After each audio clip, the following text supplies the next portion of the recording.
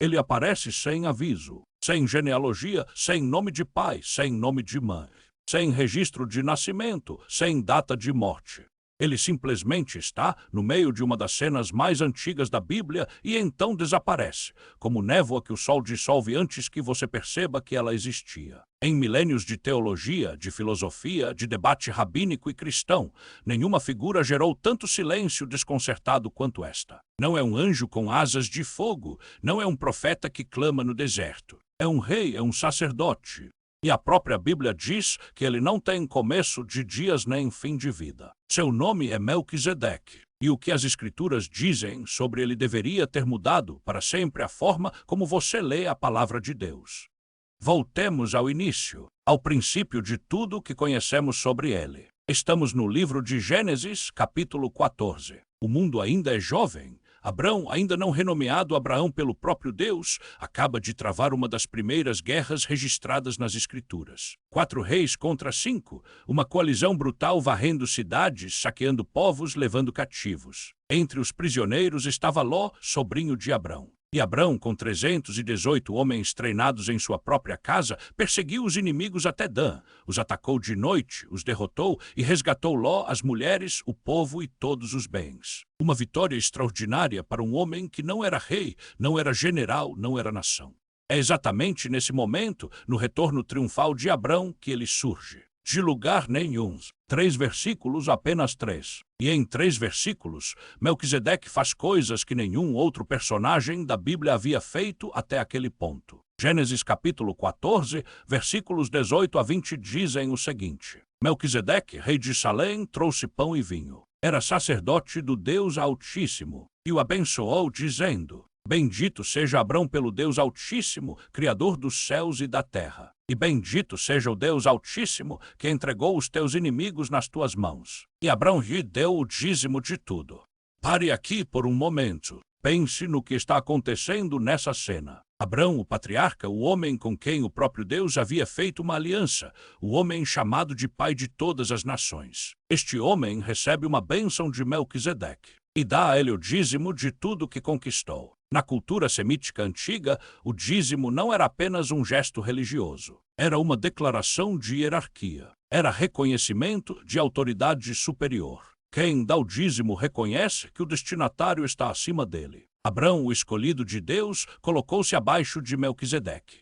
Quem era esse homem? O nome Melquisedeque em hebraico é uma combinação de 2 palavras. Melec, que significa rei, e Tzedek, que significa justiça ou retidão. Ele é o rei da justiça. E ele governa Salém, palavra que vem de Shalom, paz. Ele é o rei da justiça que governa a cidade da paz. E a maioria dos estudiosos concorda.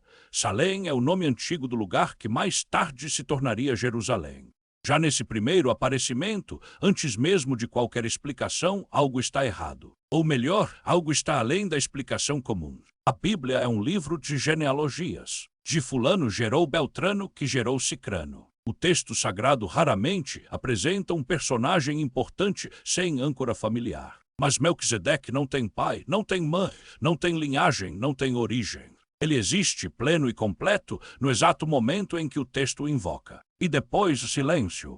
Por quase 1000 anos nas Escrituras, Melquisedeque não é mencionado novamente, até que um salmo atribuído ao próprio Davi abre uma fissura no silêncio. Salmos capítulo 110, versículo 4. Jurou o Senhor e não se arrependerá. Tu és sacerdote para sempre, segundo a ordem de Melquisedeque. Estas palavras não são dirigidas a Davi. São proféticas, apontam para adiante. O próprio Jesus, nos evangelhos, cita este salmo para desafiar os fariseus, perguntando-lhes como o Messias pode ser filho de Davi se o próprio Davi o chama de Senhor. A conexão com Melquisedeque no Salmo 110 não é um detalhe periférico. É uma declaração teológica de peso devastador. O sacerdócio que vem por Melquisedeque é eterno. Não é hereditário, não é temporal, não segue as leis de Levi ou de Arão. É de uma ordem diferente, de uma ordem anterior, de uma ordem que talvez nunca tenha começado. E então, nas páginas do Novo Testamento, a carta aos Hebreus finalmente abre o arquivo selado. Capítulo 7, versículos 1 a 3, e estas palavras precisam ser ouvidas com toda a atenção que você tem. Pois este Melquisedeque, rei de Salém, sacerdote do Deus Altíssimo, que saiu ao encontro de Abraão quando este voltava da derrota dos reis e o abençoou. A quem também Abraão deu o dízimo de tudo, cujo nome significa, primeiro, rei da justiça e depois também rei de Salém, que é rei da paz. Sem pai, sem mãe, sem genealogia, sem princípio de dias nem fim de vida. Mas semelhante ao Filho de Deus, permanece sacerdote para sempre. Sem princípio de dias nem fim de vida. A carta aos Hebreus não está sendo poética aqui. Não está usando hipérbole literária. Está fazendo uma afirmação teológica precisa e deliberada. O autor, seja ele quem for, Apolo, Paulo, Priscila, qualquer voz que o Espírito usou, escolheu essas palavras com plena consciência do que elas significam. Melquisedeque não tem princípio de dias, não tem fim de vida, e é semelhante ao Filho de Deus. Não ao contrário, essa distinção é crucial e frequentemente invertida. O texto não diz que Jesus é semelhante a Melquisedeque. Diz que Melquisedeque é semelhante ao Filho de Deus. O arquétipo é o Filho, a sombra, a figura, o espelho terreno é Melquisedeque. Como se antes que o Verbo se fizesse carne, algo de sua natureza já tivesse deixado uma impressão no tecido da história humana. Um sinal, um prefácio, uma assinatura colocada no livro antes que o livro fosse aberto. Ao longo dos séculos, teólogos e estudiosos se dividiram sobre a natureza de Melquisedeque. Alguns o identificaram como Sem, filho de Noé, que, segundo algumas cronologias bíblicas, ainda poderia estar vivo nos dias de Abrão. Essa interpretação, popular na tradição judaica rabínica, tenta ancorar o misterioso sacerdote em uma genealogia conhecida, tornando o humano compreensível, domesticável. Mas ela colide diretamente com o texto de Hebreus. Se Melquisedeque fosse Sem, ele teria pai Noé, teria mãe, teria genealogia, teria princípio de dias. E o argumento teológico de Hebreus desmorona. O ponto central da comparação, que o sacerdócio de Melquisedeque transcende o sacerdócio levítico precisamente porque ele não depende de linhagem, exige que ele seja genuinamente sem linhagem. Outros, ao longo da história da Igreja, propuseram que Melquisedeque era uma teofania, uma aparição do próprio Filho de Deus antes da encarnação. Uma cristofania, como muitos chamam. Da mesma forma que o anjo do Senhor, em certas passagens do Antigo Testamento, parece ser o próprio Deus em forma visível. Melquisedeque poderia ser o Verbo eterno, tomando forma temporária para abençoar seu servo Abrão e prefigurar o sacerdócio que viria. Essa visão tem defensores robustos, desde Orígenes no 3º século depois de Cristo até teólogos contemporâneos. E ela explica a linguagem impossível de Hebreus, sem começo, sem fim, semelhante ao Filho. Porque era, de fato, o próprio Filho.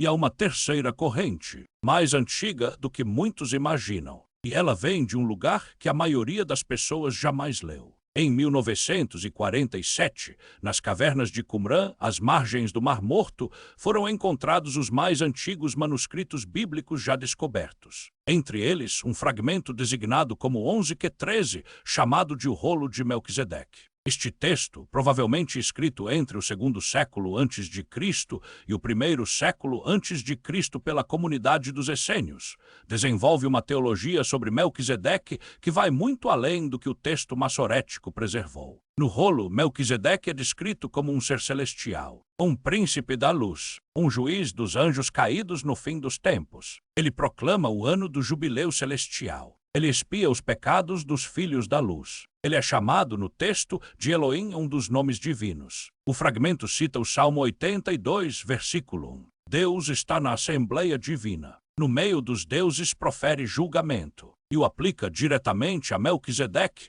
apresentando-o como o ser que preside esse julgamento. O texto também cita Isaías capítulo 61, o mesmo capítulo que Jesus leu na sinagoga de Nazaré ao declarar sua missão. E o aplica a Melquisedeque como o proclamador da libertação escatológica. O que os essênios estavam fazendo com essa figura? Estavam inventando, especulando. Ou estavam preservando uma tradição oral muito mais antiga do que os 3 versículos que sobreviveram em Gênesis. Uma tradição que o texto canônico reduziu a uma aparição relâmpago, mas que a memória coletiva de Israel guardou com muito mais profundidade. Nós não sabemos, e essa é parte da grandeza do mistério. O que sabemos é que a carta aos Hebreus usa Melquisedeque para fazer um argumento que era revolucionário para seus leitores judeus. O sacerdócio levítico, o sacerdócio de Arão de Levi, era o coração da religião de Israel. Era o mecanismo de expiação, era a estrutura do templo, era o sangue dos sacrifícios. E ele dependia inteiramente de linhagem. Você era sacerdote porque seu pai era sacerdote, porque sua genealogia remontava a Levi. Sem a linhagem correta, você simplesmente não podia se aproximar do altar. Mas Hebreus argumenta que esse sacerdócio era imperfeito, temporário, uma sombra, um esboço. E a prova da imperfeição estava escondida em Gênesis 14 desde o princípio. Porque quando Abraão deu o dízimo a Melquisedeque, Levi ainda não havia nascido. Mas Levi estava, por assim dizer, nos lombos de Abraão. E, portanto, na lógica do autor de Hebreus, os filhos de Levi, os sacerdotes levíticos, deram dízimo a Melquisedeque naquele dia, através de seu ancestral. O sacerdócio levítico dobrou o joelho diante do sacerdócio de Melquisedeque antes mesmo de existir.